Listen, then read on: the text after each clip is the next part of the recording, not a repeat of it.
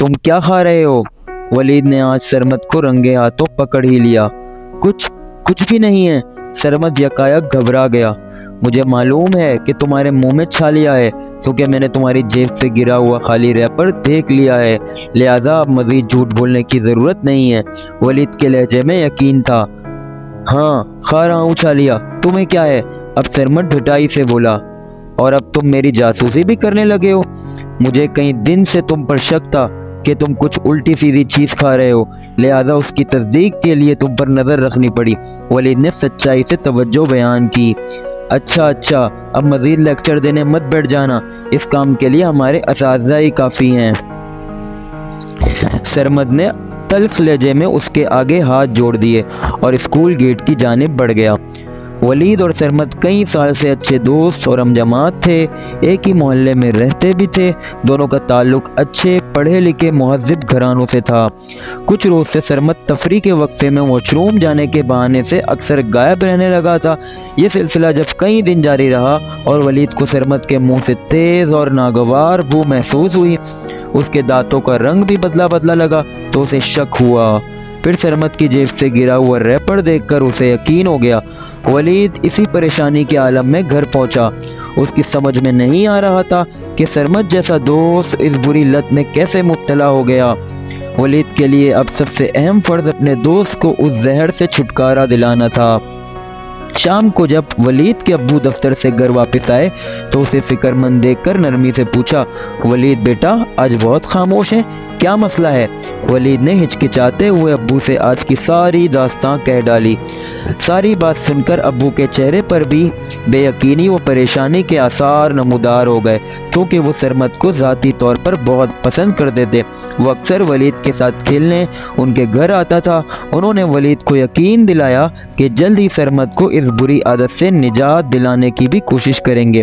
وہ بھی اپنے ابو کو اس معاملے سے آگاہ کر کے کافی حد تک مطمئن تھا کہ ابو کوئی نہ کوئی حل ضرور نکالیں گے۔ ولید کے ابو نے پہلے تو سرمد کے والدین سے اس موضوع پر بات کرنے کا سوچا، لیکن اگلے لمحے ہی ان کے ذہن میں جو ترکیب آئی وہ زیادہ کارگر ثابت ہو سکتی تھی۔ 2 دن بعد چھٹی تھی۔ ولید نے اپنے والد کے کہنے پر سرمد کو اپنے ساتھ شہر میں منعقد ایک نمائش میں چلنے کی دعوت دی۔ سرمد کے والدین نے اسے فوراً اجازت دے دی۔ نمائش سے واپسی پر ابو نے گاڑی ایک اسپتال کے سامنے روک دی تو سرمد نے سوالیہ نظروں سے ان کی جانب دیکھا۔ ابو نے بتایا، دراصل مجھے اپنے ایک ڈاکٹر دوست سے ملنا ہے، تم دونوں بھی چاہو تو میرے ساتھ اندر آ جاؤ، کیونکہ گاڑی کا اے سی خراب ہے اور باہر کافی گرمی ہے۔ دونوں بچے گرمی کی تپش محسوس کرتے ہوئے گاڑی سے اتر کر اسپتال کی جانب بڑھ گئے۔ راستے میں موجود ایک آدمی کو ابو نے ڈاکٹر احمد سے ملاقات کا بتایا تو اس نے ان تینوں کو اندر جانے دیا۔ اندر داخل ہوئے تو انہیں وہاں مختلف وارڈز نظر آئے۔ کچھ دروازوں کو چھوڑ کر ولید کے ابو ایک وارڈ میں داخل ہو گئے۔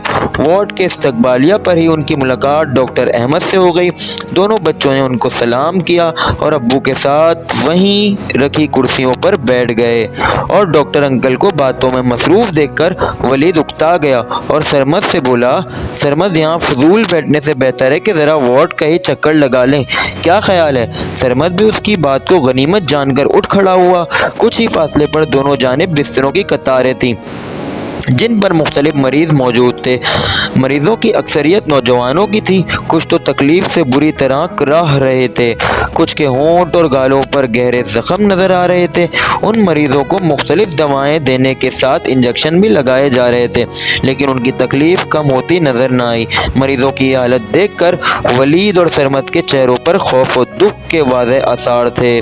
کچھ ہی دیر میں ڈاکٹر احمد اور ابو بھی ان کی جانب آ گئے۔ سرمد نے ڈرتے ڈرتے ڈاکٹر انکل سے پوچھا، انکل ان سارے مریضوں کو کیا بیماری ہے؟ بیٹا ان میں اکثریت منہ، زبان یا حلق کے کینسر کا شکار ہیں اور انتہائی تکلیف و اذیت میں مبتلا ہیں۔ وہ دکھ سے بولے، تو انہیں کینسر کس وجہ سے ہوا؟ ولید نے جاننا چاہا۔ بیٹا منہ کے کینسر کی بڑی اور اہم وجہ پان، چھالیا اور گٹکے وغیرہ کا استعمال ہے۔ عوام میں زہر کی عادت بری طرح بڑھ چکی ہے، لہذا آئے دن بے شمار لوگ اس موذی مرض کا شکار ہو رہے ہیں۔ ڈاکٹر احمد نے دونوں کو آگاہ کیا۔ انکل، ان لوگوں کا علاج نہیں ہو سکتا؟ سرمد نے امید بھرے لہجے میں سوال کیا۔ بیٹا، یہ لوگ اپنی بری عادات اور اس نشے کی لت کے سبب اس حال تک پہنچ گئے ہیں کہ اب ان کا دوبارہ صحت پانا بہت مشکل ہے۔ بس ہم یہاں ان کی اذیت کو کم کرنے کی کوشش ہی کر سکتے ہیں۔ ڈاکٹر انکل نے ٹھنڈی آہ بھری۔ سرمد کی نگاہوں میں پریشانی واضح تھی۔ ابو نے ایک نظر اس کی جانب ڈالی اور اطمینان کا سانس لیا۔ ان کو اپنا مقصد پورا ہوتا نظر آ رہا تھا۔ واپسی کا راستہ تقریباً خاموشی میں گزرا۔ سرمد مسلسل سوچوں میں گم تھا اور ولید اور اس کے ابو کا یہی مقصد تھا کہ وہ اپنا احتساب خود کرے۔ اگلے دن سرمد جب اسکول آیا تو سارا وقت چپ چپ رہا۔ بریک ٹائم میں ولید سے بات کرنے کا موقع ملا تو شرمندہ لہجے میں کہنے لگا، دوست، مجھے کل اسپتال جا کر اندازہ ہوا کہ میں چھالیا کی شکل میں اپنی ہی موت کا سامان خرید رہا تھا۔ کل اگر تم اور انکل مجھے ان مریضوں سے نہ ملواتے تو آنے والے کچھ سالوں میں خدا نہ خواستہ میں بھی وہیں کسی بستر پر تکلیف سے تڑپ رہا ہوتا۔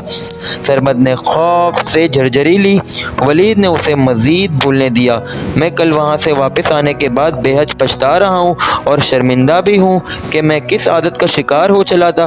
میں تمہارا اور انکل کا بہت شکر گزار ہوں کہ تم لوگوں نے مجھے اور میرے والدین کو کتنی بڑی اذیت سے بچا لیا۔ سرمد روتے ہوئے ولید کے گلے لگ گیا۔ ولید نے اسے محبت سے تھپکی دی تو وہ ہچکچاتے ہوئے بولا، محلے کے جس لڑکے نے مجھے چھالیا کا عادی بنایا تھا، کیا یہ ممکن ہے کہ ہم اسے بھی کسی دن اس وارڈ کا دورہ کروا سکیں؟ ولید نے اس کے سوال پر مسکراتے ہوئے حامی بھری۔